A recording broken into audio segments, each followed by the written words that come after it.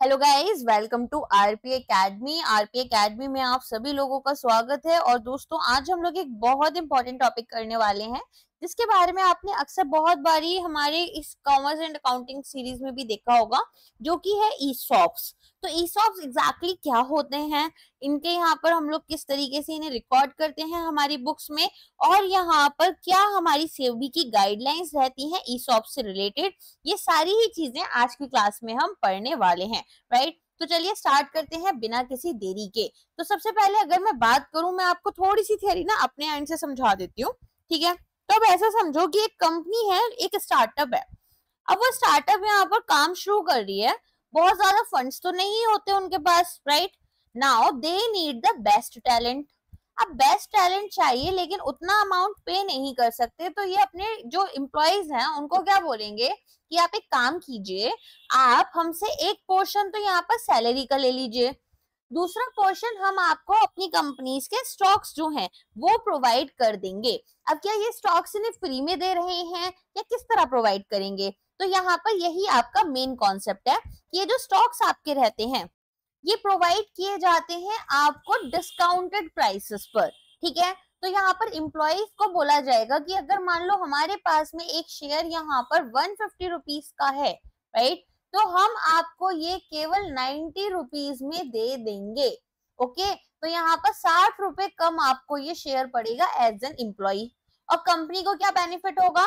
Company यहाँ पर ये जो 60 रुपए का काम करवा रही है अपने एम्प्लॉय से, इसको कैश में ना पे कर क्या करेगी? अपने स्टॉक्स दे देगी। अच्छा, दूसरा यहाँ पर मानकर चलो एक कंपनी है जो चाहती है कि उसके एम्प्लॉयज जो हैं ओनरशिप ले जब कोई काम करे, तो ऐसी सिचुएशन में ये यहाँ पर ईसॉप्स ऑफर करते हैं ताकि कंपनी के जो एम्प्लॉय हैं वो ज्यादा अच्छे रिस्पॉन्सिबिलिटी के साथ में काम करें। ठीक है, तो बेसिकली यहाँ पर हम क्या देख रहे हैं कि एक डिस्काउंटेड प्राइस है। तो अब यहाँ पर एक और कॉन्सेप्ट होता है। क्या कॉन्सेप्ट रहता है? यहाँ पर देखो, अब कंपनी बोलेगी कि भाई यहाँ पर जो मैं ईसॉप्स दे रहा हूँ जिन एम्प्लॉयज को, उनको एटलीस्ट कंपनी में 3 साल के लिए काम करना है। देखो, ये ड्यूरेशन कितना भी हो सकता है, कंपनी का यहाँ पर बोर्ड जो है वो डिसाइड करेगा कि भाई हमें यहाँ पर कितना काम करवाना है अपने एम्प्लॉय से, जिसके बाद में वो इन अपने ईसॉप्स को एक्सरसाइज कर सकते हैं। ठीक है, तो अब यहाँ पर जैसे मान लो कंपनी ने बोला कि एक एम्प्लॉय एटलीस्ट 3 साल के लिए रुकेगा, तभी वो यहाँ पर ईसॉप्स को परचेस कर सकते हैं 90 रुपए में। तो इसे हम क्या बोलते हैं? इसे हम बोलते हैं वेस्टिंग पीरियड। क्या बोलते हैं इसे हम? Vesting period. और अगर कंपनी बोल रही है कि 3 साल के बाद आप इसे एक्सरसाइज करोगे, तो जिस पीरियड में ये इसे एक्सरसाइज कर सकते हैं, खरीद सकते हैं इन स्टॉक्स को, वो हो जाता है एक्सरसाइज पीरियड। राइट, अच्छा, अब यहाँ पर एम्प्लॉय को क्या फायदा हो रहा है? उसको 60 रुपीज का बेनिफिट मिलेगा यहाँ पर। ठीक है, चलो अब आगे देखते हैं। तो एम्प्लॉय स्टॉक ऑप्शन क्या है? एक ऐसा प्लान है जिसमें कोई भी एंटरप्राइज, कोई भी कंपनी ग्रांट करती है ऑप्शन। देखो, ये ना कंपल्शन नहीं है। क्या नहीं है? कंपल्शन नहीं है कि भाई एम्प्लॉय इन स्टॉक्स को खरीदे ही खरीदे। हो सकता है वो अपने 90 रुपए को कहीं और इन्वेस्ट करना चाहता है, कंपनी के पास नहीं इन्वेस्ट करना चाहता, तो ये कंपलसरी नहीं होते हैं, इसीलिए इसको हम एक ऑप्शन बोलते हैं कि this is an option with an employee of the organization that they want to exercise it और नॉट। ओके, सो आगे देखो, तो यहाँ पर ये एक स्पेसिफाइड पीरियड के लिए दिए जाते हैं अपने एम्प्लॉयज को, ताकि इसके शेयर्स को वो लोग एक फिक्स्ड या फिर डिटरमाइनेबल प्राइसेस पर परचेज कर पाए। नेक्स्ट, कंपनीज एक्ट 2013 क्या बोलता है? ये बोलता है कि एट एनी टाइम एक कंपनी यहाँ पर एक शेयर कैपिटल जो है प्रपोज कर सकती है to increase its subscribed capital by the issue of further shares. यहाँ पर अपने फर्दर शेयर्स को क्या करेगी? सब्सक्राइब कर सकती है, करवा सकती है, तो जिससे कि शेयर कैपिटल अकाउंट में पैसा आएगा, है ना। तो यहाँ पर ये जो शेयर्स है आप यहाँ अपने एम्प्लॉयज को भी दे सकते हो एम्प्लॉयज स्टॉक ऑप्शन के अंडर, जिसके लिए एक स्पेशल रेजोल्यूशन पास किया जाता है और कुछ कंडीशंस भी हैं जो कि फॉलो करनी रहती हैं कंपनी को, तभी यहाँ पर वो एम्प्लॉय स्टॉक ऑप्शन ला सकती है। राइट, अब सबसे पहले अगर हम बात करें अनलिस्टेड कंपनीज की, अनलिस्टेड कंपनीज कौन सी? जो लिस्टेड नहीं है किसी भी स्टॉक एक्सचेंज पर, पर्टिकुलरली यहाँ पर बात हो रही है स्टार्टअप कंपनीज की। ये यूजुअली आपको शेयर बेस्ड कंपनसेशन प्रोवाइड करते हैं क्योंकि ये हायर सैलरीज अभी नहीं दे सकते हैं, अफोर्डेबल नहीं है इनके लिए कि एम्प्लॉइज को दे पाए। इसीलिए ये यहाँ पर कोशिश करते हैं कि जो फ्यूचर प्रॉस्पेरिटी है कंपनी की वो यहाँ पर एम्प्लॉइज को दे दें।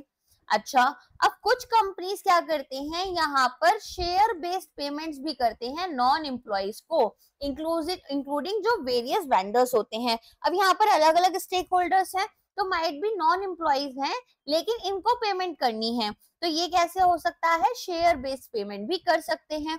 तो यहाँ पर जो कॉस्ट है आपकी वो हमें रिकॉग्नाइज करनी पड़ती है फाइनेंशियल स्टेटमेंट में। जैसे मैंने बताया, अब कंपनी जो है यहाँ पर ये जो 60 रुपीज का डिस्काउंट दे रही है इन एम्प्लॉइज को या फिर यहाँ पर दूसरे लोगों को, कोई फ्री में नहीं दे रही है, इनसे इतना काम करा रही है लेकिन कैश में पेमेंट नहीं कर रही, इसीलिए ईसॉप्स दे रही है। ठीक है, अब अर्लियर क्या हो रहा था, जो हमारा सेबी है इन्होंने यहाँ पर इशू किया था एम्प्लॉय स्टॉक ऑप्शन स्कीम और employee stock purchase scheme guidelines. ठीक है, अब ये आपकी आई थी under section 11 of the securities and exchange board of India act. तो बेसिकली अब यहाँ पर क्या होता है, ये जो गाइडलाइंस है इनको रिप्लेस कर दिया गया और नए रेगुलेशंस लेकर आए। अब देखो इसका नाम क्या हो गया ईसॉप्स का, शेयर बेस्ड एम्प्लॉय बेनिफिट्स। बात वही है, ठीक है, बस नाम नया है, राइट। तो ये एप्लीकेबल किसके लिए है, लिस्टेड कंपनीज के लिए ये एप्लीकेबल है। तो यहाँ पर आपका क्या कवर होता है, यहाँ पर आपकी अकाउंटिंग पॉलिसीज कवर होती हैं, प्राइसिंग कवर होती है, डिस्क्लोजर्स, एडमिनिस्ट्रेशन, और यहाँ पर हमें जो वेरियस स्कीम्स हैं उनको हम कैसे इम्प्लीमेंट कर सकते हैं, और यहाँ पर कोई भी अदर प्रॉब्लम किससे रिलेटेड, ईसॉप से related, employee stock purchase scheme से related, stock appreciation right scheme से रिलेटेड, जनरल एम्प्लॉय बेनिफिट से रिलेटेड और रिटायरमेंट बेनिफिट स्कीम से रिलेटेड। ठीक है, अब यहाँ पर एक गाइडेंस नोट प्रोवाइड किया गया था accounting for share based payments के लिए 2020 में। जैसा मैंने बताया ईसॉप्स को अब हम शेयर बेस्ड पेमेंट्स भी बोल देते हैं। तो इन्होंने बोला कि जितनी भी यहाँ पर एंटरप्राइजेस हैं, ठीक है, उनको यहाँ पर इंडियन अकाउंटिंग स्टैंडर्ड्स अगर वो नहीं फॉलो करती हैं तो उनको अकाउंटिंग करनी पड़ेगी ईसॉप्स की। ठीक है, तो यहाँ पर आपके पास में क्या कवर नहीं हो रहा था, यहाँ पर आपके लिए जो प्रोविजंस हैं, ठीक है, एम्प्लॉय स्टॉक ऑप्शन प्लान के, इसमें आपको ग्रांट डेट जो है, ठीक है, वो भी यहाँ पर प्रोवाइड की गई है कि आपका ये अगर आप 1 अप्रैल 2021 के बाद में ईसॉप्स किसी भी एम्प्लॉय को दे रहे हो और आपकी company Indian accounting standard that is IAS follow नहीं कर रही है, तो फिर आपको यहाँ पर क्या करना है, अकाउंटिंग करनी है ईसॉप्स की। अब शेयर बेस्ड पेमेंट अरेंजमेंट क्या है, एक एग्रीमेंट है किसके बीच में, एक कंपनी के बीच में, एंटरप्राइज के बीच में, और किसके साथ में होगी है, कोई भी दूसरी पार्टी, जैसे कि यहाँ पर आपके एम्प्लॉयज आ जाते हैं, जो कि यहाँ पर एंटाइटल कर रही है दूसरी पार्टी को कि वो क्या कर सकते हैं, कैश या फिर अदर एसेट्स जो हैं, ठीक है, उसके बेसिस पर जो उन्हें अमाउंट मिलनी थी उसकी जगह पर अपने इक्विटी इंस्ट्रूमेंट्स जो है एंटरप्राइज के वो रिसीव कर सकते हैं। दूसरा यहाँ पर क्या कर सकते हैं वो, दूसरा यहाँ पर ये जो इक्विटी इंस्ट्रूमेंट्स हैं, ठीक है, ये आपको मिलेंगे तभी जब आप स्पेसिफिक वेस्टिंग कंडीशंस को फुलफिल कर रहे हो। ठीक है, तो जैसा मैंने आपको बताया था ना कि 3 साल के लिए अगर एम्प्लॉय यहाँ पर जॉब करेगा तभी मिलेंगे, अदरवाइज नहीं मिलेंगे, तो वो वाली बात हो रही है। अब शेयर बेस्ड पेमेंट ट्रांजेक्शन जब आपका हो रहा है तो इसे हम क्या बोलेंगे, एक ऐसा ट्रांजेक्शन जहां पर एंटरप्राइज गुड्स और सर्विसेज को रिसीव कर रही है from the supplier of those goods और services in a share based payment arrangement. यहाँ पर कुछ शेयर बेस्ड पेमेंट अरेंजमेंट आपकी हो जाती है। तो बेसिकली आप क्या कर रहे हो, कोई गुड्स या सर्विसेज बाय कर रहे हो या सर्विसेज इनको प्रोवाइड कर रहे हो, है ना, एंटरप्राइजेस कोई गुड्स खरीद रही हैं या सर्विसेज यहाँ पर ले रही हैं किसी एम्प्लॉय से, तो इनको पेमेंट कैसे किया जा रहा है, या तो आप कैश में करोगे, तो कैश में अगर कर रहे हो तो जितनी इक्विटी की वैल्यू है उसके अकॉर्डिंग करोगे, या फिर आप यहाँ पर अपने शेयर्स दे देते हो उतने अमाउंट के। अब कुछ इंपॉर्टेंट टर्म्स हैं जो कि आपके ईसॉप से रिलेटेड हैं। सबसे पहले क्या आता है, सबसे पहले आता है ग्रांट। ग्रांट का क्या मतलब होता है कि आप इशू कर रहे हो ऑप्शन टू द एम्प्लॉइज, ठीक है, ये ऑप्शन आप यहाँ पर अपने एम्प्लॉइज को प्रोवाइड कर रहे हो। वेस्ट क्या था कि यहाँ पर आप एंटाइटल्ड हो जाओगे कि आपको या तो कैश या शेयर्स मिले अगर ये कंडीशंस आप फुलफिल कर रहे हो। जैसे 3 इयर्स की मैंने आपको कंडीशन बोली कि अगर एक एम्प्लॉय 3 साल तक काम करेगा तो ही कंपनी यहाँ पर उनके जो ईसॉप्स हैं वो उनको एक्सरसाइज करने देगी, अदरवाइज नहीं देगी।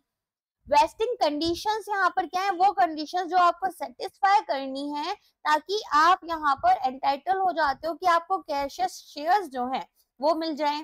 फिर वेस्टिंग की बात करें तो वेस्टिंग क्या है कि जो हम एम्प्लॉय को राइट दे रहे हैं कि वो शेयर्स के लिए अप्लाई कर सकते हैं against the option granted to him. तो एम्प्लॉयज यहाँ पर अब एक्सरसाइज कर पाए अपना ऑप्शन, यहाँ पर उनके पास राइट दे जा रही है कि आप इन शेयर्स को सस्ते दाम पर खरीद सकते हो। वेस्टिंग पीरियड क्या है, ग्रांट डेट और जब हमारी सारी कंडीशंस जो वेस्टिंग कंडीशन में हमें फुलफिल करनी थी उसके बीच का समय, ठीक है। ऑप्शन क्या है, अब यहाँ पर हमने एम्प्लॉय को राइट दी है कि वो खरीद सकता है इन शेयर्स को, लेकिन ऐसा नहीं है कि ऑब्लिगेशन है कि उन्हें खरीदना ही पड़ेगा। उनका मन है खरीदे, नहीं मन है वो नहीं खरीदे, उनका पैसा, उनकी इन्वेस्टमेंट, उनका लॉस, ठीक है। तो यहाँ पर इसी के लिए हम इसे बोलते हैं ऑप्शन। एक्सरसाइज क्या होता है कि यहाँ पर हम एप्लीकेशन जो है वो अब हमारे एम्प्लॉइज डाल रहे हैं कि भाई मुझे ये शेयर इतने प्राइस में ही खरीदना होगा, ठीक है। तो वो जो यहाँ पर हमने उनको राइट दी थी उस राइट को ये एक्सरसाइज कर रहे हैं, वो जो फायदा इनको मिल रहा है उसको ये ले रहे हैं। एक्सरसाइज पीरियड क्या है, जब आप वेस्टिंग पीरियड के बाद में कितने टाइम तक यहाँ पर आप इन ईसॉप्स को परचेज कर सकते हैं। जैसे अगले 3 साल के अंदर आपको इस एक्सरसाइज करना पड़ेगा, उसके बाद में आपको 90 रुपए का ये शेयर नहीं मिलेगा, या 1 साल के अंदर करना पड़ेगा। तो ये होता है हमारा एक्सरसाइज पीरियड विद इन विच आपको एज एन एम्प्लॉय अपनी इस राइट को यहाँ पर यूज करना है, एक्सरसाइज करना है और शेयर्स परचेज करने हैं। एक्सरसाइज प्राइस कौन सा है, जो कि यहाँ पर एम्प्लॉइज पे करेंगे। जैसे मैंने बताया 150 रुपीज का आपका शेयर था और आप उसे कितने में ले रहे थे, आप उसे 90 रुपए में खरीद रहे थे, तो 90 रुपीज जो है वो आपका एक्सरसाइज प्राइस बन जाता है। नेक्स्ट है expected life of an option. तो ये क्या है, वो प्राइस पीरियड है ऑफ टाइम फ्रॉम ग्रांट जिसमें आपको एक्सपेक्टेशन है कि भाई ये एम्प्लॉय जो है इस ऑप्शन को एक्सरसाइज कर लेंगे, ठीक है। तो ग्रांट डेट क्या है, जब यहाँ पर एम्प्लॉय और एंटरप्राइज जो है वो इस टर्म के ऊपर अग्री कर रहे हैं। जैसे मान लो एक एम्प्लॉय है और इन्होंने 1 जनवरी 2025 में ऑर्गेनाइजेशन ज्वाइन की, ठीक है। तो 1 जनवरी क्या होगा, यहाँ पर ग्रांट डेट हो जाएगी, क्योंकि अगर यहाँ पर इन्होंने इसी डेट में कि भाई हम यहाँ पर आपको इतना सैलरी देंगे, इतना ईसॉप देंगे, ये सारी बातें ऑलरेडी इनके ज्वाइनिंग लेटर में कंफर्म हो चुकी होंगी, ठीक है। तो ग्रांट डेट यहाँ पर क्या है, जब एंटरप्राइज कन्फर्म कर रही है एम्प्लॉय को कि अब यहाँ पर राइट टू कैश शेयर्स जो हैं वो आपको मिल जाएंगे अगर आपने ये वाली वेस्टिंग कंडीशंस फॉलो की, ठीक है। अच्छा, अब ये एग्रीमेंट जो है ये यहाँ पर एक अप्रूवल प्रोसेस के थ्रू जाता है, जैसे कि यहाँ पर आपके जो शेयर होल्डर्स हैं, है ना, वो सब लोग अप्रूव करेंगे एंड सारी चीजें होती हैं। तो ग्रांट डेट यहाँ पर आपकी रहेगी। आपको बताया था ना स्पेशल रेजोल्यूशन पास होता है। अब इंट्रिंसिक वैल्यू देख लेते हैं क्या होता है। तो इंट्रिंसिक वैल्यू बेसिकली आपकी वो वैल्यू है, फॉर एग्जांपल यहाँ पर कोई एम्प्लॉय है ना, तो अपन क्या कर रहे थे, अपन का जो प्राइस था मार्केट प्राइस यहाँ पर 150 रुपीज था, है ना, और हमारा जो एम्प्लॉय है वो इसको यहाँ पर कितने रुपीस में एक्सरसाइज कर रहे हैं, 90 रुपीज में। तो जो 60 रुपीज है वो इंट्रिंसिक वैल्यू हो जाते हैं। तो excess of the market price of the share under ESOS over the exercise price, ये एक्सरसाइज प्राइस था, ये मार्केट प्राइस था, इनके बीच का जो डिफरेंस है वो आपका इंट्रिंसिक वैल्यू बन जाता है। अच्छा, अब फेयर वैल्यू क्या होता है, तो यहाँ पर जो स्टॉक ऑप्शन आपको ग्रांट किया गया है या फिर शेयर आपको ऑफर किया गया है फॉर परचेज, ठीक है, तो अगर आप इसे एक्सचेंज करने जा रहे हो, बेसिकली ऐसा बोल सकते हैं कि यहाँ पर जो फेयर वैल्यू है, नेट रियलाइजेबल वैल्यू, कि भाई इतना प्राइस होना चाहिए। मार्केट में बहुत बार डिस्टॉर्शंस होते हैं तो शेयर अंडर वैल्यू या ओवर वैल्यू हो जाता है। This is the fair value, this must be the real value of the share, वो हमारी फेयर वैल्यू हो जाती है। नेक्स्ट आता है रीलोड फीचर। रीलोड फीचर क्या है, अच्छे से डेफिनेशंस ऐसा नहीं आएंगी, बस कॉन्सेप्ट बेसिस पर समझ लो, अदरवाइज इतना नहीं आएगा। तो ये क्या है कि एक फीचर है जो कि यहाँ पर ऑटोमेटिक ग्रांट हो रहा है आपको एडिशनल स्टॉक ऑप्शंस का, जब भी ऑप्शन होल्डर यहाँ पर अपने प्रीवियसली ग्रांटेड ऑप्शंस को एक्सरसाइज कर रहा है। ठीक है, तो यहाँ पर आपको कैश नहीं मिलकर क्या हो रहा है, यहाँ पर आपको और ज्यादा हम ईसॉस दे देते हैं ताकि आप एक्सरसाइज प्राइस को सेटिस्फाई कर पाओ। बेसिकली यही है कि एक एम्प्लॉय है, अब वो सारी कंडीशंस मीट कर रहा है, फिर आपके स्टॉक्स परचेज कर रहा है, स्टॉक्स परचेज किए तो आपने यहाँ पर उनको कैश में और ना पेमेंट कर कर क्या किया, यहाँ पर बाकी ईसॉस कुछ और एक्स्ट्रा ईसॉस दे दिए। अब रीलोड ऑप्शन एक नया स्टॉक ऑप्शन है जो कि तब दिया जाता है जब यहाँ पर एक शेयर जो है एंटरप्राइज का वो हम यूज कर रहे हैं ताकि एक्सरसाइज प्राइस को सेटिस्फाई कर पाए प्रीवियस स्टॉक ऑप्शन के। अब यहाँ पर एम्प्लॉय को तो लगेगा ना कि मैंने काम भी किया और 90 रुपए भी दिए तब इनके स्टॉक्स मुझे मिल रहा है, तो इसी वजह से एम्प्लॉय स्टॉक प्लान अभी आप तक को समझ आ चुका होगा कि एक ऐसा प्लान है जहां पर हमारी जो एंटरप्राइज है वो ग्रांट कर रही है एम्प्लॉय स्टॉक ऑप्शंस को।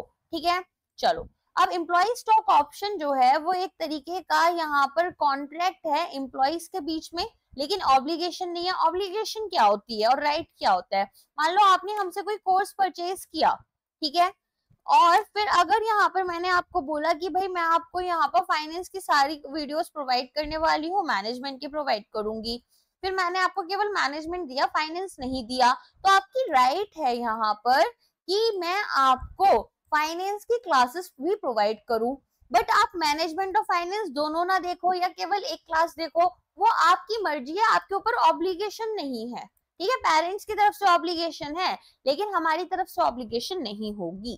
तो ये होता है कि भाई हम आपको यहाँ पर प्रेशराइज नहीं कर सकते कि आपको ये स्टॉक ऑप्शंस को एक्सरसाइज ही करना है। ठीक है, तो यहाँ पर आपको ये क्या करना होता है, परचेज करना है या सब्सक्राइब करना है shares of the enterprise at a fixed और डिटरमाइनेबल प्राइसेस।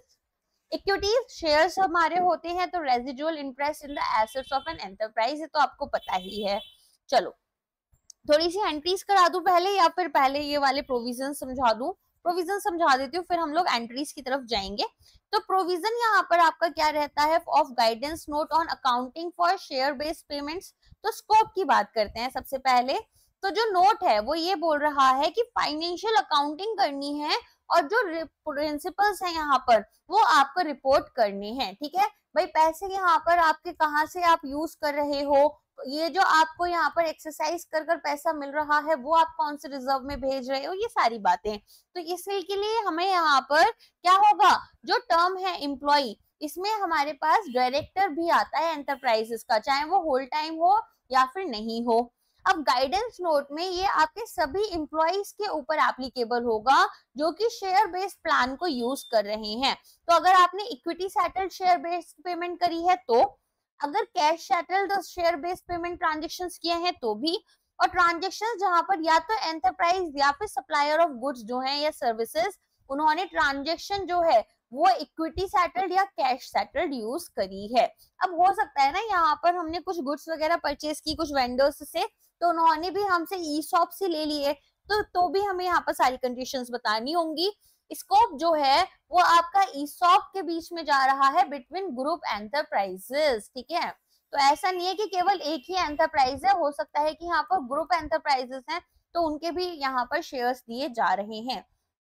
तो इसी के लिए यहाँ पर हमें क्या करना है, जो एक ट्रांजेक्शन हो रहा है किसी भी एम्प्लॉय के साथ में, तो यहाँ पर उनकी कैपेसिटी क्या है कि वो कितने शेयर्स होल्ड कर रहे हैं एंटरप्राइजेस का। ठीक है, और ये इनके पास में एम्प्लॉय स्टॉक ऑप्शन प्लान के अंडर नहीं आते। आपने अपने मन से कुछ शेयर्स खरीदे, ईसॉप्स के अंडर आपको ये शेयर्स नहीं मिले हैं तो वो भी यहाँ पर, ठीक है, आपका जो ट्रांजेक्शन है आपको बताना होगा। अब वाई ईसॉप्स, तो सबसे पहले तो पर्सनल वेल्थ क्रिएशन को आपने लिंक कर दिया ऑर्गेनाइजेशनल क्रिएशन के हिसाब से। अगर आपके पास ईसॉप्स हैं, ठीक है, तो यहाँ पर फिर आपकी ओनरशिप हो गई, चाहे माइनॉरिटी ओनर हो आप, लेकिन ओनर तो हो। तो ऐसी सिचुएशन में आप कंपनी के लिए ज्यादा अच्छा काम करोगे, रिवॉर्ड्स आपको मिलेंगे, है ना, मोटिवेशन होगा आपके पास में काम करने का, और टैलेंट भी रिटेन कर पाएगी स्टार्टअप। इसके अलावा deferred compensation strategy, deferred compensation strategy में आपका क्या आएगा, देखो यहाँ पर एक तरीके से आपको जो पैसा मिलना था, जो कैश में आपको सैलरीज मिलनी थी, अब ये पेमेंट आपको थोड़ा बाद में होगी। तो डेफर्ड का मतलब क्या होता है कि after certain time. Good retirement benefit plans हैं। अब आप यहाँ पर आपको आसानी से जैसे रिटायरमेंट वगैरह के टाइम पर आपको एक डिविडेंड मिलता रहेगा, आपके पास एक इन्वेस्टमेंट अच्छी हो जाती है, ठीक है। कैश कॉस्ट कम हो गई, एंटरप्राइज को बहुत ज्यादा कैश नहीं पे करना पड़ रहा है, तो ये स्टार्टअप कंपनीज के लिए बहुत बेनिफिशियल हो जाता है। और एम्प्लॉयज का जो ओनरशिप कल्चर है उसको भी हम प्रमोट कर रहे होते हैं। इसके अलावा यहाँ पर टूल की तरह काम करता है ये कैश क्रंच में, राइट। तो यहाँ पर जब हमारे पास में कैश क्रंच होता है किसी कंपनी के पास में, स्पेशली जब इकोनॉमिक स्लो डाउन चलता है, तो भी ये चीज हमें हेल्प कर रही होती है। अब ये प्रोविजंस जो है हमारे, क्या बात कर रहे हैं, ये बोल रहे हैं कि भाई अकाउंटिंग, हमें गाइडेंस नोट प्रोवाइड किया गया है कि अकाउंटिंग हमें कैसे करनी है एम्प्लॉय शेयर बेस्ड पेमेंट की। तो यहाँ पर रिपोर्टिंग प्रिंसिपल्स आपको बताए गए हैं किस किस के लिए, employee share based payment plan के लिए।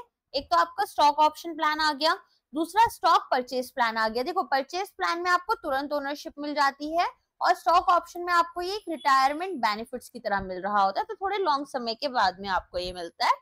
And then stock appreciation rights आपकी होती हैं। स्टॉक एप्रिसिएशन राइट्स क्या है कि यहाँ पर जैसे जैसे स्टॉक का प्राइस बढ़ता जाएगा वैसे ही आपको कैश में पेमेंट्स की जाएंगी, जैसे मूवमेंट होगा, ठीक है। अगर शेयर यहाँ पर 10 रुपए ज्यादा बढ़ गया तो आपको 10 रुपए मिल जाएंगे। तो ईसॉप क्या है, एक प्लान है जहां पर कंपनी अपने स्टॉक ऑप्शंस को अपने एम्प्लॉयज को देती है, ठीक। एम्प्लॉय शेयर बेस्ड पेमेंट्स की अगर हम बात करें तो ये क्या है, एक एम्प्लॉय बेनिफिट पेमेंट है जो कि एम्प्लॉयज को ओनरशिप इंटरेस्ट दे रही है कंपनी में, ठीक है, कि अब आप यहाँ पर हमारे ओनर्स भी बन सकते हो हमारे साथ में। तो इस प्लान में आपको यहाँ पर सर्टेन स्टॉक्स दिए जाते हैं कंपनी के, ठीक है, और कितनी कॉस्ट के लिए, बहुत ही नेग्लिजिबल या फिर लेस कॉस्ट के लिए दिए जाते हैं, जो कि ESBP फंड से आपके यूज किए जाते हैं, ठीक है। और ये ऑप्शन जब तक वेस्ट नहीं हो रहा तब तक ये रहेगा, उसके बाद में एम्प्लॉय इसे एक्सरसाइज करता है। पूरा भी एंट्री समझाऊंगी तब बताते हुए जाती हूँ। अब एम्प्लॉय शेयर बेस्ड पेमेंट्स यहाँ पर हम इसे क्यों बोलते हैं, ताकि हम अपने एम्प्लॉयज को इंसेंटिवाइज करें। टू वे ग्रोथ स्ट्रेटेजी है, कंपनी भी ग्रो करेगी और एम्प्लॉयज भी ग्रो करेंगे, ठीक है, दोनों की फाइनेंशियल ग्रोथ हो रही है। इसके अलावा यहाँ पर जो बिजनेस है वो रिटेन कर पा रहा है भाई सारी चीजें आपकी, ठीक है। तो यहाँ पर वेल्थ क्रिएशन हो रही है, सारी चीजें आपकी रहेंगी। अब types of employee share based payments देख लेते हैं। तो सबसे पहले यहाँ पर आपका ईसॉप आता है जिसके बारे में मैंने बताया था। फिर आपका आता है एम्प्लॉय स्टॉक परचेज प्लान और स्टॉक एप्रिसिएशन, ठीक है। एक बार इनको हम और डिटेल में पढ़ लेते हैं। तो ईसॉप्स क्या है, कॉन्ट्रैक्ट्स है कि आप यहाँ पर आपको राइट मिल रही है कि आप इन शेयर्स को खरीद सकते हो चाहो तो डिस्काउंटेड प्राइस पर। अगर परचेज प्लान की बात करें तो यहाँ पर क्या होगा, यहाँ पर कंपनी ऑफर कर रही है शेयर्स अपने एम्प्लॉयज को डिस्काउंटेड प्राइस पर, ठीक है, पब्लिक इशू के या फिर यहाँ पर अदरवाइज ऐसा पार्ट कि भाई आप यहाँ पर क्या कर सकते हो, जब हमारा IPO आएगा और अगर आप हमारी कंपनी के एम्प्लॉय हो तो आपको डिस्काउंट पर हमारे शेयर्स मिलेंगे। देखा होगा ना, बहुत बार ऐसा होता है जब आप IPO में अप्लाई करने जाते हो तो वो आपसे पूछते हैं कि whether you are an employee of this organization और नॉट। नेक्स्ट यहाँ पर आपके पास में आते हैं स्टॉक एप्रिसिएशन राइट्स। तो स्टॉक एप्रिसिएशन राइट्स में क्या होगा, यहाँ पर एम्प्लॉयज को कैश या शेयर्स मिलते हैं, किसके लिए, जितना भी यहाँ पर मार्केट प्राइस जो है वो आपका ज्यादा आ रहा है एक्सरसाइज डेट से, ठीक है ना, स्टेटेड प्राइस आपका ज्यादा है। तो वेस्टिंग पीरियड यहाँ पर एप्लीकेबल है, यहाँ पर नहीं है, यहाँ पर एप्लीकेबल है। स्टॉक परचेज तो आप कभी भी करोगे ना जब आपका मन होगा। इसके अलावा एक्सरसाइज करना, यहाँ पर अगर हमने एक्सरसाइज नहीं किया इसको विद इन द टाइम तो ये लैप्स हो जाएगी। यहाँ पर ऐसा कुछ नहीं है, हमारा पैसा हमारी मर्जी। यहाँ पर क्या होता है, हमें या तो इसे एक्सरसाइज करना है इक्विटी में या फिर हमें कैश में मिल जाता है। सेटलमेंट यहाँ पर इक्विटी बेस्ड होता है कि भाई आपको शेयर्स मिलेंगे, यहाँ भी आपको शेयर्स मिलते हैं, यहाँ आपको इक्विटी भी मिल सकती है और यहाँ पर कैश भी मिल सकता है जितना प्राइस आपका इंक्रीज हुआ है। रिकमेंडेशंस पर आए अगर, तो ये एम्प्लॉयज को मोटिवेट कर रहा है कि आप यहाँ अच्छे से परफॉर्म करोगे कमिंग ईयर्स में। तो आपको अपने एम्प्लॉयज को रिटेन करना है एटलीस्ट यहाँ पर जब तक आपका वेस्टिंग पीरियड जो है वो कंप्लीट नहीं हो रहा, ठीक है। तो यहाँ पर ओनरशिप का एक फील दिया जा रहा है। यहाँ हम इंसेंटिवाइज कर रहे हैं कि भाई आप हमारे यहाँ काम कर रहे हो, आपकी परफॉर्मेंस अच्छी है, तो हम आपको थोड़े सस्ते में अपने शेयर्स दे देंगे। तो ये भी यहाँ पर ओनरशिप देगी। वन टाइम सेटलमेंट हो रहा है बिना किसी इक्विटी के डाइल्यूशन के, यहाँ पर एम्प्लॉइज को हम रिटेन कर सकते हैं। ठीक है, अब आ जाओ क्लासिफिकेशन हमें कैसे करना है ईसॉप्स का for accounting purpose.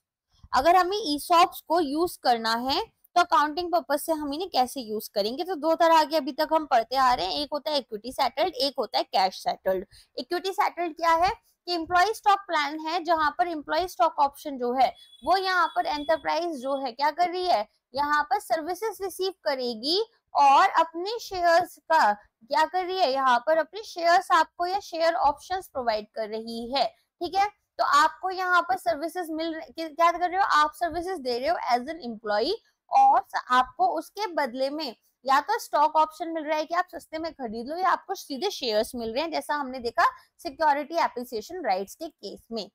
Cash settle में क्या होता है, यहाँ पर एम्प्लॉय स्टॉक ऑप्शन प्लान जो है वो आपका यहाँ यूज हो रहा है, जिसमें एंटरप्राइज एक्वायर करेगी सर्विसेज को, और एक लाइबिलिटी यहाँ पर हो जाती है कि कैश को या तो वो ट्रांसफर करेगी या फिर अदर एसेट्स को एम्प्लॉइज को, कितने अमाउंट के हिसाब से, यहाँ पर जो भी उनके इक्विटी इंस्ट्रूमेंट्स जो हैं उनके हिसाब से कि भाई उनका प्राइस कितना ऊपर जा रहा है, तो बेस्ड ऑन इट्स प्राइस। अब employee share based payment plans with cash alternatives, तो इसमें क्या होता है कि एंटरप्राइज या एम्प्लॉइज जो है उनके पास चॉइस है कि वो पेमेंट जो है वो कैश में करना चाहते हैं या फिर इशू करना चाहते हैं शेयर्स को। अब अकाउंटिंग प्रोसीजर यहाँ पर क्या रहता है इसकी बात हो रही है। तो एम्प्लॉय स्टॉक ऑप्शन जो है वो आपका किसके अकॉर्डिंग आएगा, गाइडेंस नोट जो हमने अभी पढ़ा था। तो यहाँ पर आपको फेयर वैल्यू मेथड यूज करना है as the guidance note recommends. Okay, तो आप यहाँ पर फेयर वैल्यू के अकॉर्डिंग चाहोगे कि भाई यहाँ पर क्या वैल्यू होनी चाहिए, और एंटरप्राइज यहाँ पर रिकॉग्नाइज करता है जो सर्विसेज एम्प्लॉय ने प्रोवाइड करी हैं।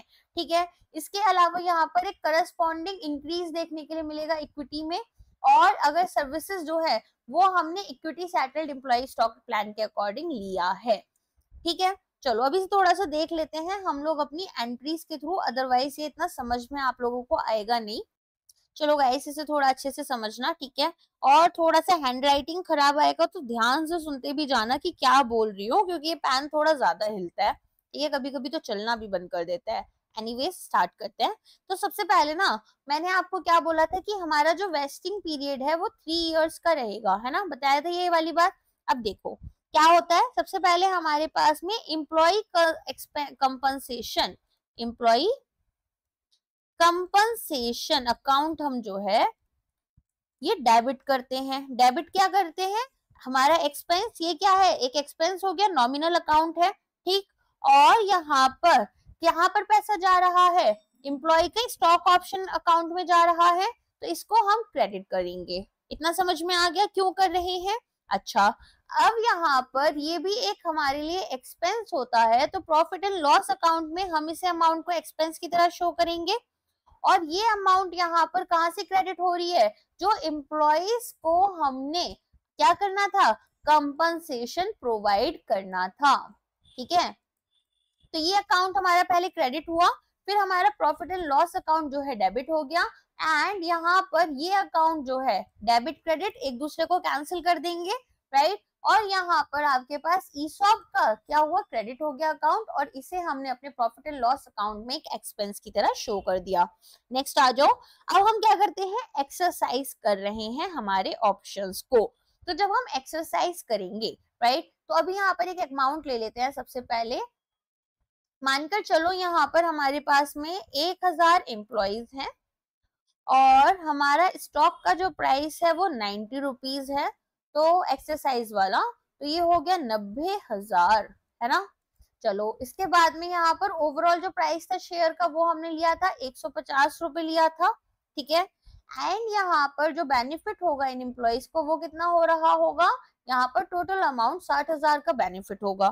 ठीक है, चलो अब यहाँ पर वेस्टिंग पीरियड आपका कितना था, वेस्टिंग पीरियड है आपका 3 साल का। ठीक है, सबसे पहले हमारा वेस्टिंग पीरियड हम लेकर चल रहे हैं कि हमारा वेस्टिंग पीरियड 3 इयर्स का है। अब 1000 एम्प्लॉइज है हमारे, ठीक है, और यहाँ पर हम इनको कितना अमाउंट प्रोवाइड कर रहे हैं, इनको यहाँ पर हम प्रोवाइड करेंगे 60,000 रुपीज, ठीक है। बट अब मैंने क्या बोला आपको, मैंने आपको बोला कि यहाँ पर 60,000 रुपए हमारे कब आ रहे हैं, 60,000 रुपए हमारे तब आते हैं जब यहाँ पर हम इसको 3 साल के लिए दे रहे हैं, है ना। तो ये 20,000 रुपए हो गए आपके, 20,000 रुपए मानकर चले। तो यहाँ पर अब एक साल के लिए तो आपका 3 साल का टाइम है ना, तो पहले साल के लिए आपका 20,000 रुपए होगा, दूसरे साल के लिए फिर 20,000, तीसरे साल के लिए फिर से 20,000 होगा, है ना। तो टोटल हमारा 60,000 रुपए हो जाता है। अब आ जाओ, अब यहाँ पर हमारे पास ये था वेस्टिंग पीरियड के लिए कि भाई वेस्टिंग पीरियड के टाइम पर क्या एंट्री बनेगी। अब अगर मैंने ऑप्शन को एक्सरसाइज करा, तो ऑप्शन को एक्सरसाइज करते टाइम पर मेरे पास में बैंक अकाउंट में पैसा आएगा, ठीक है। अब बैंक अकाउंट में मेरे कितने रुपए आने वाले हैं, अगर मेरे सारे ही एम्प्लॉइज ने इस पैसे अपने ऑप्शंस को एक्सरसाइज किया तो 90,000 रुपए आएंगे। ये हमारा एसेट अकाउंट है तो डेबिट होगा। अब यहाँ पर एम्प्लॉय स्टॉक ऑप्शन अकाउंट जो था उसमें से पैसे भी आपके डेबिट हो रहे हैं, है ना। तो ये भी हमारा क्या हो गया, यहाँ पर हमारा ये डेबिट हो जाएगा। अब ये कितने अमाउंट से डेबिट होना चाहिए आपका अकाउंट, तो यहाँ पर हमने 60,000 रुपए जो हैं, ठीक है, वो प्रोवाइड करे थे इनको हर एक ऑप्शन के अकॉर्डिंग।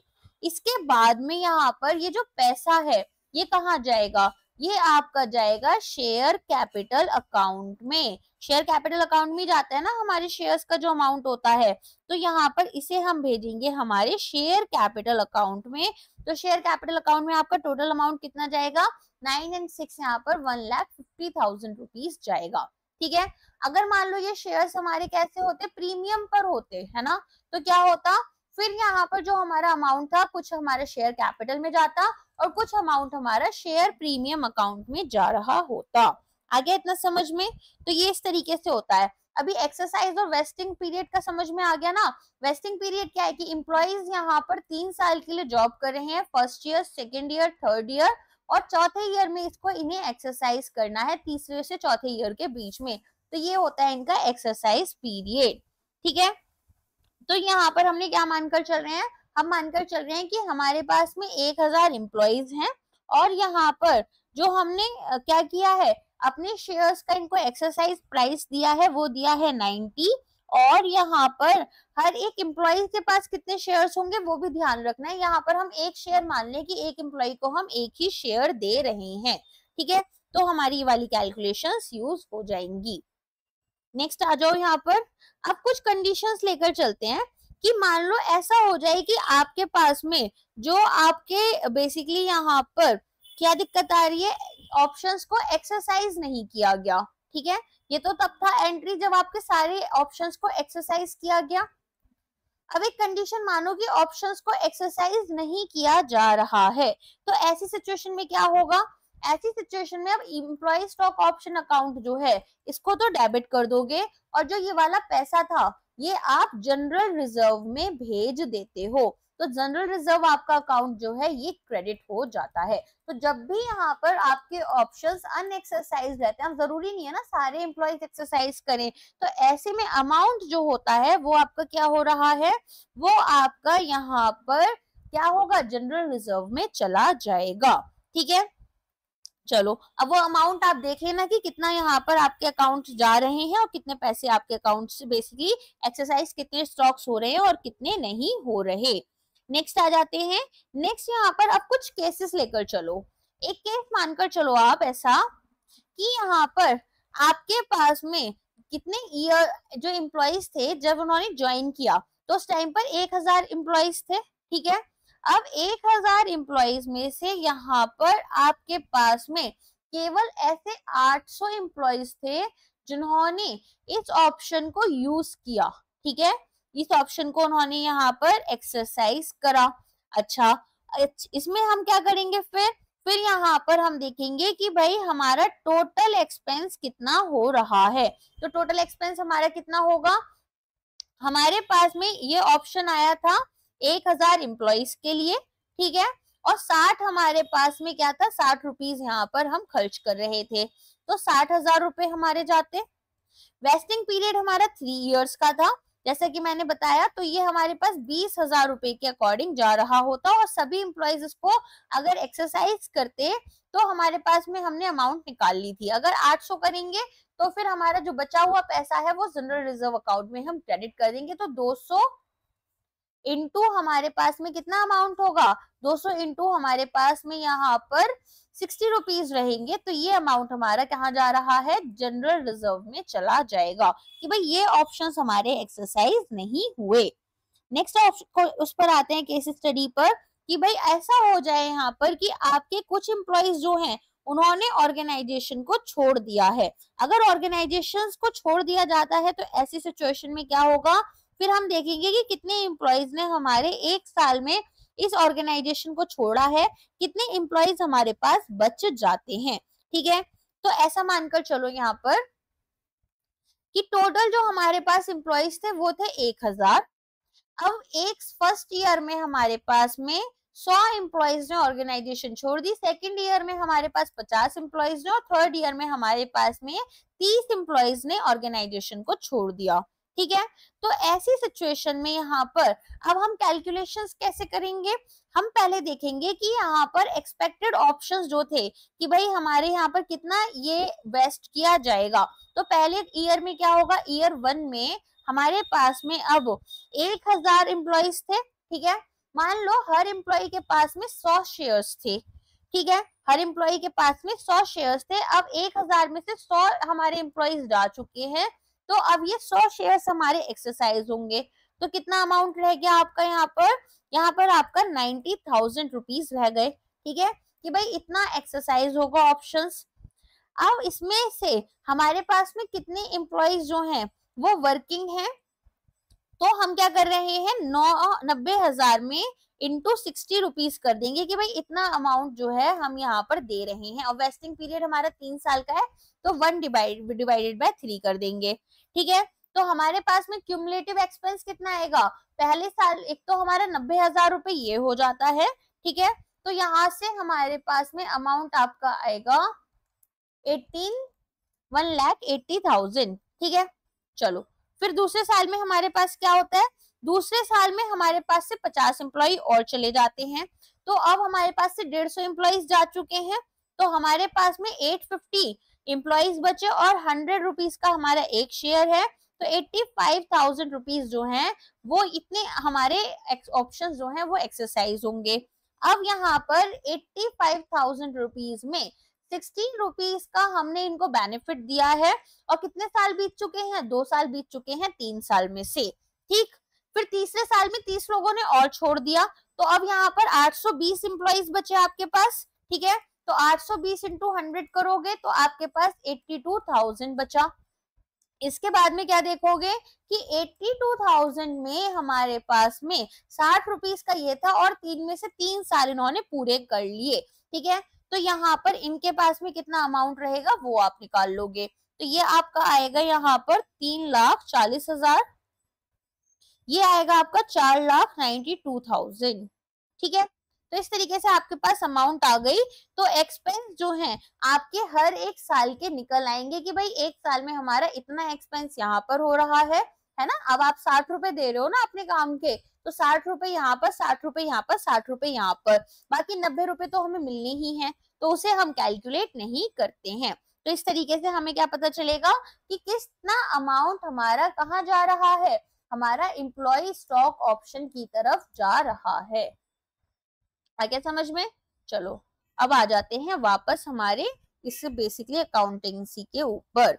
इतना समझ में आई होप आपको आ चुका होगा कि किस तरीके से हमने यहाँ पर अपनी एंट्रीज बनाई हैं और किस तरीके से यहाँ पर हमारे पास में जो ऑप्शंस थे वो हमने एक्सरसाइज करे हैं। ठीक है, तो बैंक अकाउंट में हमारे पास कौन सा पैसा आता है, वो 90 रुपए वाला आएगा।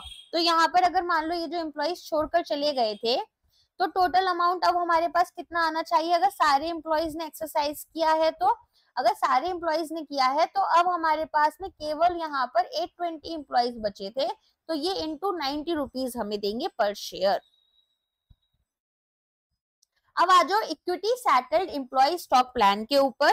तो यहाँ पर अगर equity settled employee stock plan है तो एंटरप्राइज क्या करेगी, पहले तो ये देखेगी कि उसको कितनी सर्विसेज मिली हैं और यहाँ पर जो हमारी इक्विटीज हैं उनकी वैल्यू में कितना इंक्रीमेंट देखने के लिए मिला है, और फेयर वैल्यू क्या है जो सर्विसेज यहाँ पर हमने रिसीव की हैं। ठीक है, तो ये सारी चीजें देखने के बाद में ये यहाँ पर क्या देखेंगे कि यहाँ पर क्या ऐसा तो नहीं है कि फेयर वैल्यू हम एस्टिमेट ही नहीं कर पा रहे, वो एक अलग सिचुएशन हो जाती है।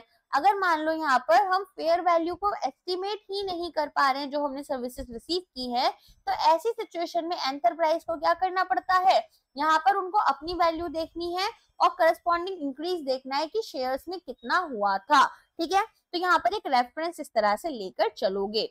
अगर इक्विटी इंस्ट्रूमेंट जो है वो यहाँ पर आपको इमीडिएटली वेस्ट किया जा रहा है तो काउंटर पार्टी को अपनी वेस्टिंग कंडीशंस को या फिर यहाँ पर उतने पीरियड को कंप्लीट करने की जरूरत नहीं है, है ना। उनको यहाँ पर इन इंस्ट्रूमेंट्स को एक्सरसाइज करने के लिए तुरंत ये कर सकते हैं। बट यहाँ पर अगर मान लो इनके पास एविडेंस नहीं है कि इन्होंने यहाँ पर एज अ काउंटर पार्टी को सर्विसेज प्रोवाइड की थी, तो ऐसी सिचुएशन में क्या होगा, ऐसी सिचुएशन में जो ग्रांट डेट थी एंटरप्राइज की वो रिकॉग्नाइज कर रहा होगा उन्होंने कि हमने यहाँ पर सर्विसेज रिसीव की हैं और यहाँ पर अकॉर्डिंगली इंक्रीज देखने के लिए मिलेगा शेयर्स में। तो बेसिकली ऐसा हो सकता है ना कि एज एन एम्प्लॉय मेरे पास तो यहाँ पर कुछ भी अपना वो दिखाने के लिए बचा नहीं है कि मैंने यहाँ पर सर्विसेज प्रोवाइड की थी, बट अब क्योंकि अकाउंटिंग तो ये लोग एज एन एंटरप्राइज लगातार करते जा रहे हैं ना, तो यहाँ पर अब ये देखेंगे कि क्या इनको यहाँ पर सर्विसेज मिली थी ग्रांट डेट में या नहीं मिली थी। अगर सर्विसेज इनको मिली थी और इन्होंने उसे रिसीव किया है तो फिर ये अकॉर्डिंगली अपना जो भी इंक्रीज है इक्विटी में वो कर देते हैं। देखो थर्ड में ना ये सिंपल सा ये बोल रहे हैं कि अगर ऐसा मान लो कि यहाँ पर अभी पूरी सर्विसेज आपको मिली नहीं है, अब 3 साल का वेस्टिंग पीरियड है, तो ईयर 1 में तो ईयर 3 की सर्विसेज नहीं दे दोगे ना, तो ईयर 1 में आपको पहले रिकॉर्ड करना है, ईयर 2 का अलग रिकॉर्ड करोगे और ईयर 3 का अलग रिकॉर्ड करोगे क्योंकि ये सर्विसेज आपको फ्यूचर में मिल जाएंगी। तो यहाँ पर जो एंटरप्राइज है उसको ध्यान रखना है कि जो वेस्टिंग पीरियड है उसमें एम्प्लॉइज के थ्रू यहाँ पर सर्विसेज मिल रही हैं और टाइम प्रपोर्शन बेसिस के अकॉर्डिंग ये क्रेडिट करते हैं इक्विटी अकाउंट को। जैसे हमने किया था ना कि हमने यहाँ पर 60,000 रुपीज को डिवाइड करा था 3 से और फिर यहाँ पर 20,000 रुपए का हमने अमाउंट जो है वो अपना दिखाया था हर साल, तो वही बात हो रही है। अगर यहाँ पर कोई एम्प्लॉय है और इनको हमने शेयर ऑप्शंस ग्रांट करे हैं, ठीक है, तो ये आपके कंडीशनल है कि आपको certain number of services provide करनी है और एंटरप्राइज यहाँ पर ये मानकर चल रही है कि जो सर्विसेज है एम्प्लॉय के थ्रू यहाँ पर उनको हम शेयर ऑप्शंस देंगे, ठीक है, फ्यूचर में, तो वो भी यहाँ पर एम्प्लॉय को प्रोवाइड करनी होती है कि भाई यहाँ पर अगर आपने बोला है कि इतने नंबर ऑफ सर्विसेज आप प्रोवाइड करोगे तब हम आपको स्टॉक ऑप्शन देंगे, तो आपको वो फ्यूचर में उनको देनी रहती है।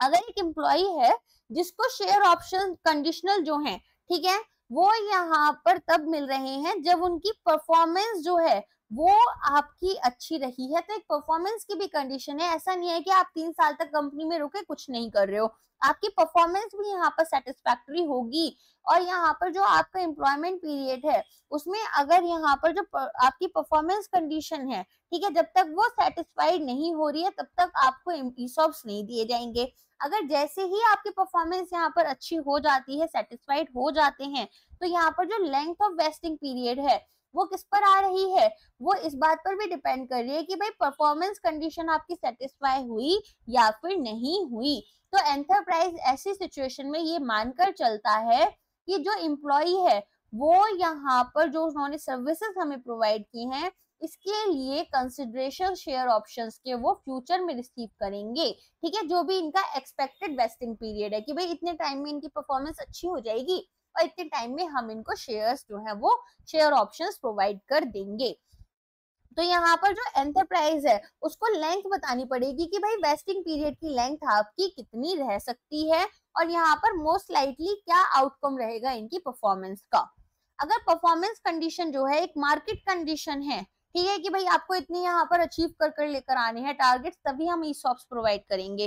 तो जो एस्टिमेट है वो भी आपका कंसिस्टेंट होना चाहिए कि किस तरह के अजम्पशंस आपने लिए हैं फेयर वैल्यू ऑफ ऑप्शन जो आपको ग्रांट किए गए हैं, ठीक है, और आप इन्हें बार बार रिवाइज नहीं करोगे, सब्सिक्वेंटली आपको इन्हें रिवाइज नहीं करना, पहले ही आप चीजों को एस्टिमेट कर लोगे।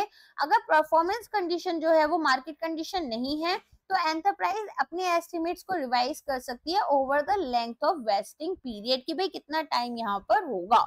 तो सब्सिक्वेंट इंफॉर्मेशन यहाँ पर ये बताती है कि कितनी लेंथ रहेगी आपके वेस्टिंग पीरियड की, और ये डिफर कर सकती है यहाँ पर प्रीवियस एस्टिमेट से। क्यों कर सकती है?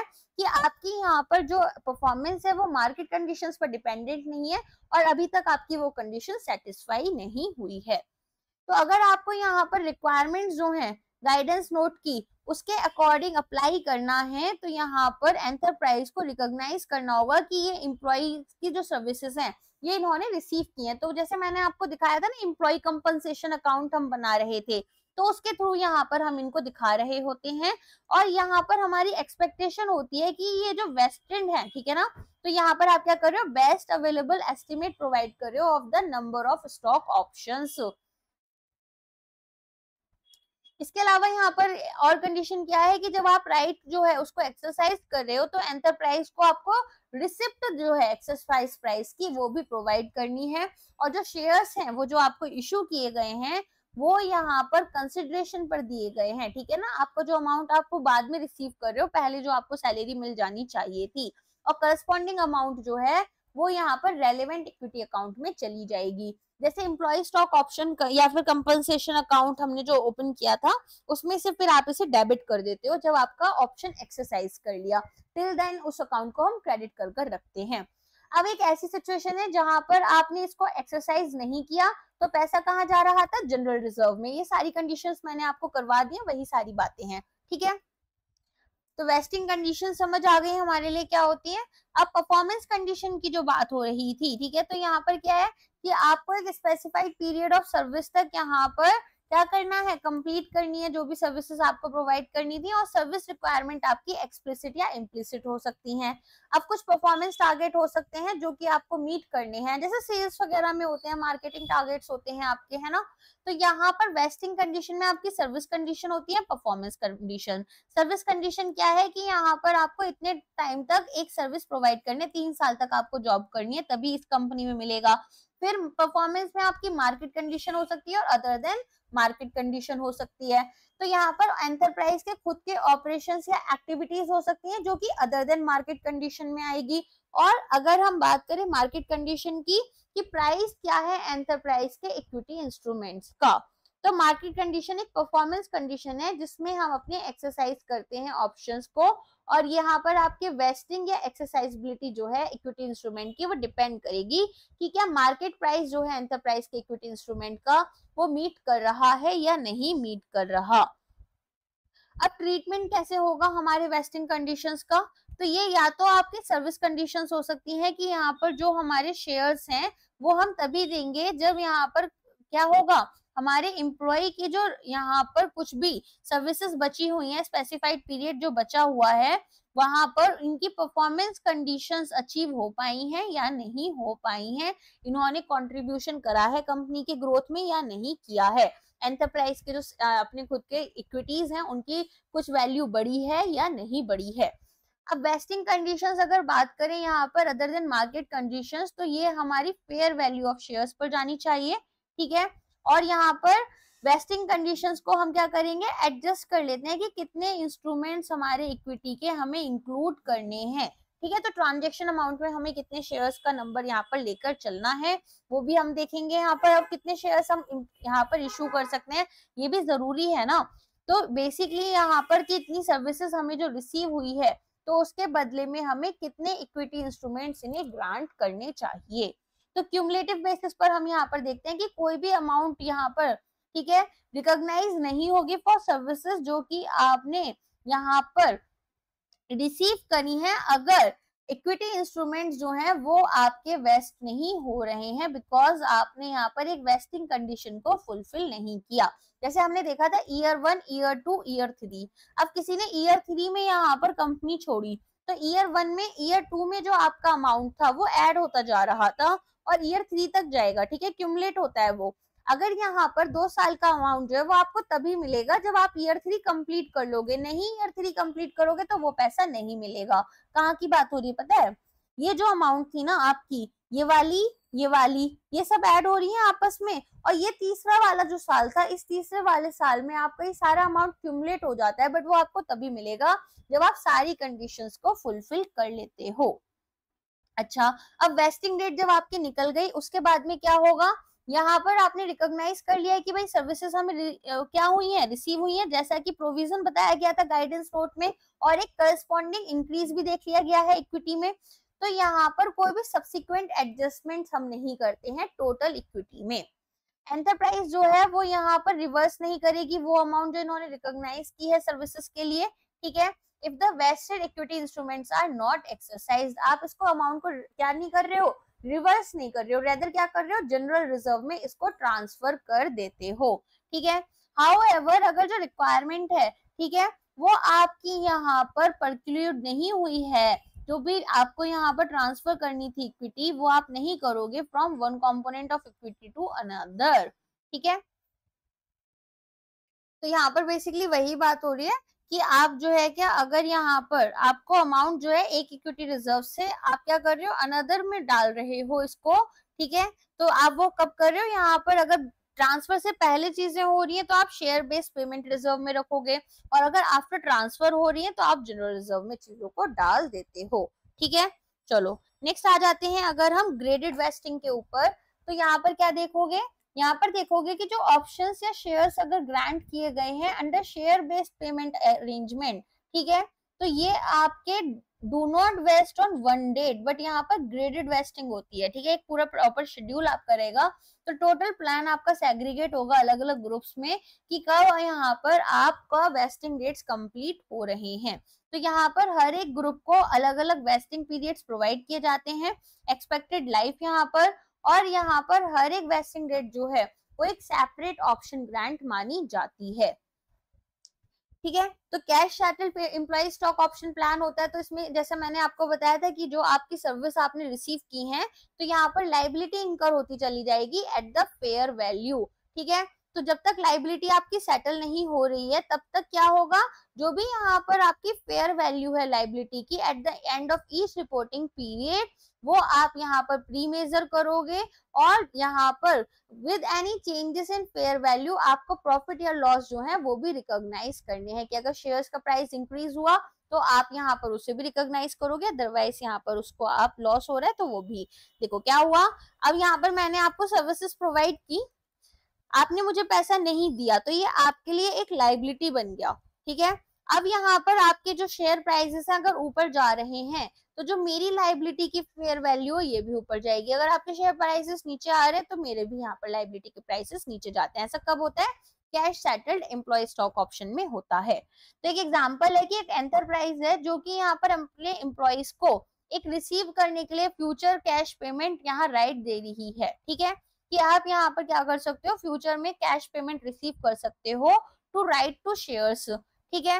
अब यहाँ पर ये रिडीमेबल शेयर्स होते हैं, तो मैंडेटरीली हो सकते हैं या फिर एम्प्लॉय के ऑप्शन पर हो सकते हैं कि वो रिडीम करना चाहते हैं या नहीं करना चाहते।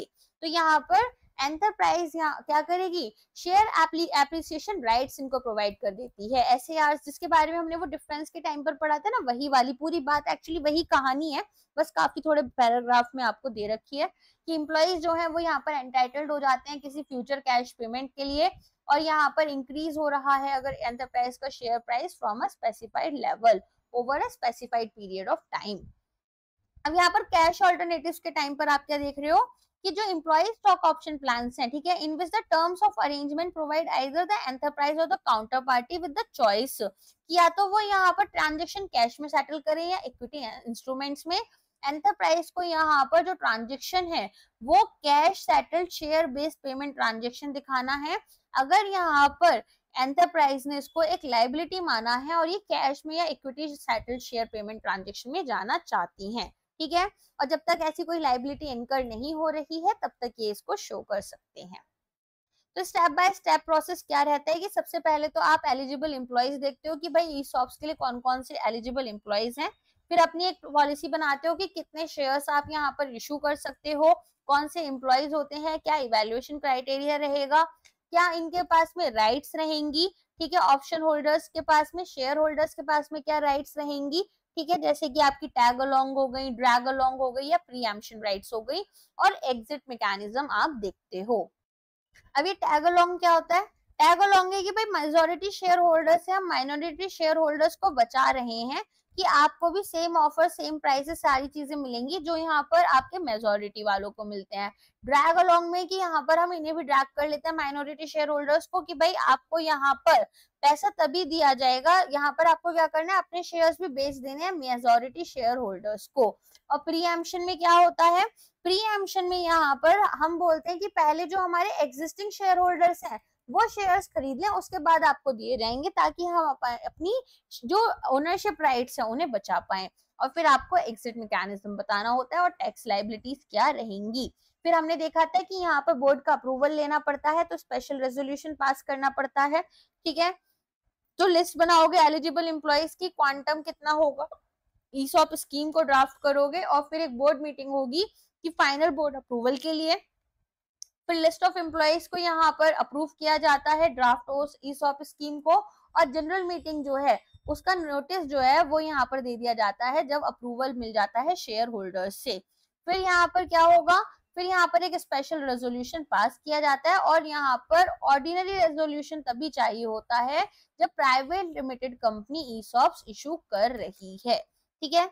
अच्छा, फिर यहाँ पर आपका MGT 14 फॉर्म आता है, तो आपको ये फाइल करना होता है जितनी भी हमारी कंपनीज है प्राइवेट लिमिटेड को छोड़कर, जब आप स्पेशल रेजोल्यूशन पास कर रहे हो ईसॉप स्कीम को पास कराने के लिए।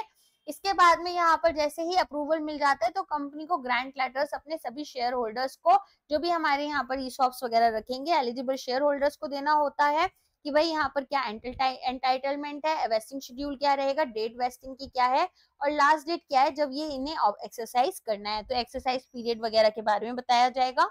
फिर ईसॉप्स यहाँ पर जो है वो वेस्ट किए जाते हैं, तो कम से कम 1 साल का गैप रखा जाता है ग्रांटिंग ऑफ ऑप्शन और वेस्टिंग ऑफ ऑप्शन में, ठीक है। तो अगर आपने ग्रांट किया है 1 अप्रैल 2019 को, तो आप इसे 1 अप्रैल 2020 से पहले एक्सरसाइज नहीं कर सकते।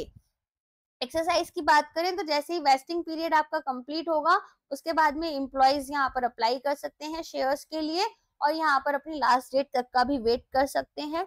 अलॉटमेंट की बात करें यहाँ पर, तो कंपनी को अलॉट करने हैं शेयर्स, तो यहाँ पर फाइल करना होता है ई फॉर्म पास A3 ताकि अलॉटमेंट हो जाए शेयर्स को, अटैचिंग स्पेशल और ऑर्डिनरी रेजोल्यूशन जो भी पास हुआ था ईसॉप्स का।